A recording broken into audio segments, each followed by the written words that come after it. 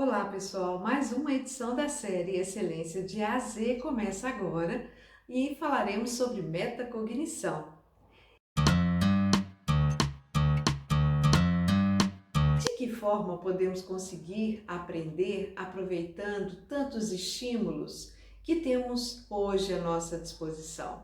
Ou que estratégia nós podemos aí utilizar para ampliar o aprendizado? Aprender com os próprios erros, aprender observando os outros, aprender observando nós, a nossa própria trajetória. Mais do que nunca, ter consciência de como podemos ampliar nosso aprendizado é fundamental para o sucesso na nossa carreira, não é?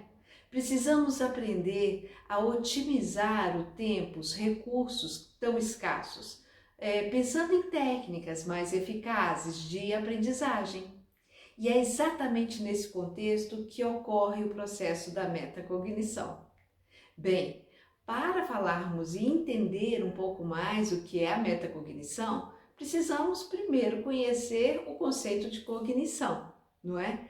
Cognição remete, envolve essa nossa capacidade de organizar, estimular a aquisição e a manutenção das nossas habilidades operativas, o funcionamento da nossa memória, não é? A cognição, ela é construída via o DNA, a nossa construção de experiências que vão sendo reflexo aí da nossa trajetória de vida. Por isso mesmo, nós somos únicos, diferentes e aprendemos de forma diferenciada.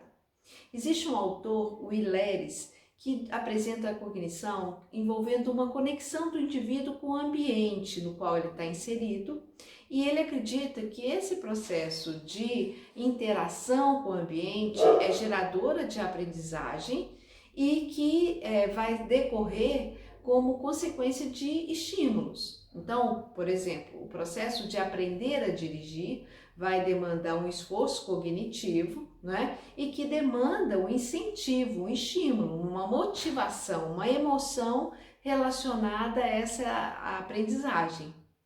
Mas a cognição é essa capacidade de aprender. A metacognição vai além.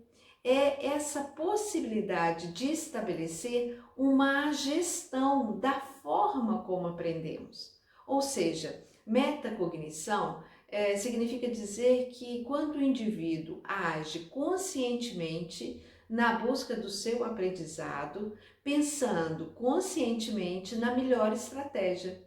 Isso porque a metacognição, como um processo, envolve esse despertar do conhecimento do próprio processo de aprender.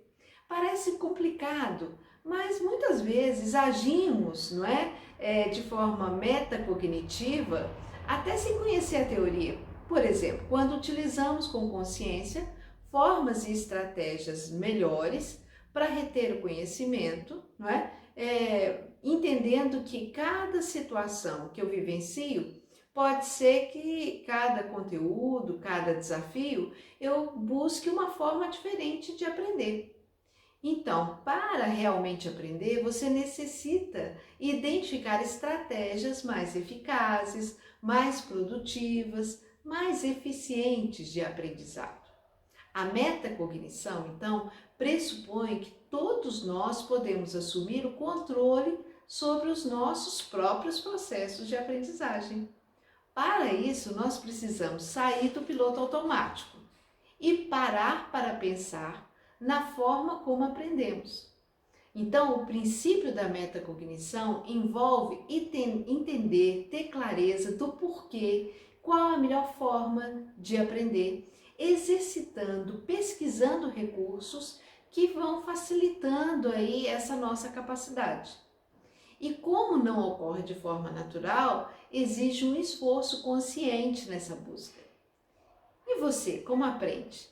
Você tem clareza das suas dificuldades? Tem buscado essas novas estratégias para superar os desafios de aprendizagem? Para aumentar a cognição, a metacognição, então pense em 3 estratégias. Primeiro, avalie que formas que você tem trabalhado e superados os desafios. Reflita sobre os seus fracassos, sucessos, lições aprendidas. 2.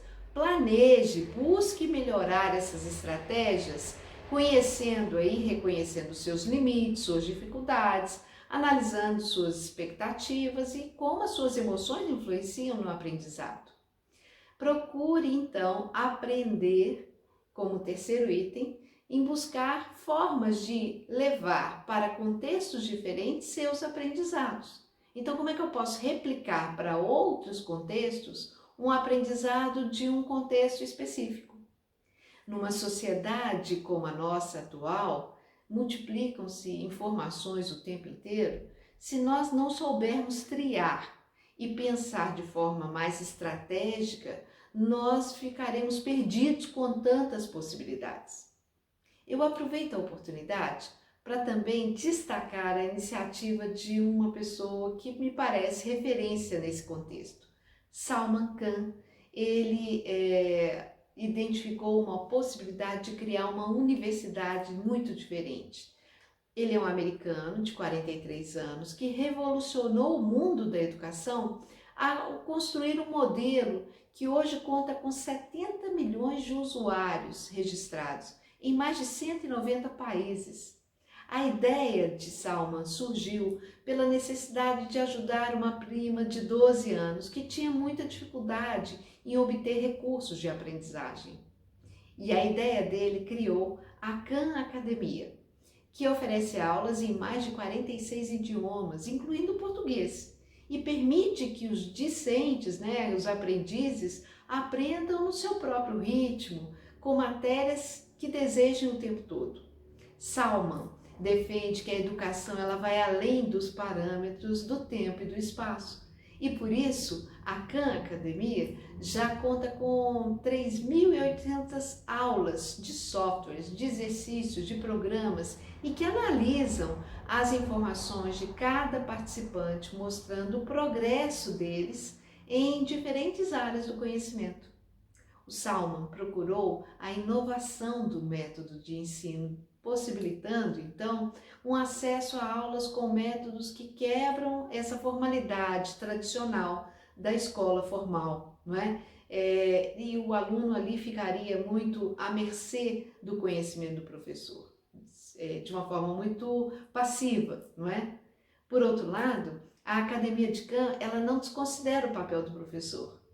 Valoriza-se esse papel através de um estímulo, acreditando que os professores são, na verdade, essenciais para estimular o aprendizado, estimulando que os educadores eles precisam fazer com que os aprendizes tenham uma interação maior entre os próprios aprendizes e com o próprio professor, não é? E o professor deve desafiá-los, estimulando a criatividade e oferecendo ajuda individual, porque o aprendizado acontece individualmente. Pense nisso, se estimule um pouco mais a aprender coisas diferentes, mas sempre com essa visão de parar para pensar no próprio aprendizado. Boa sorte a todos, ótimo aprendizado. Um grande abraço e agradeço a oportunidade.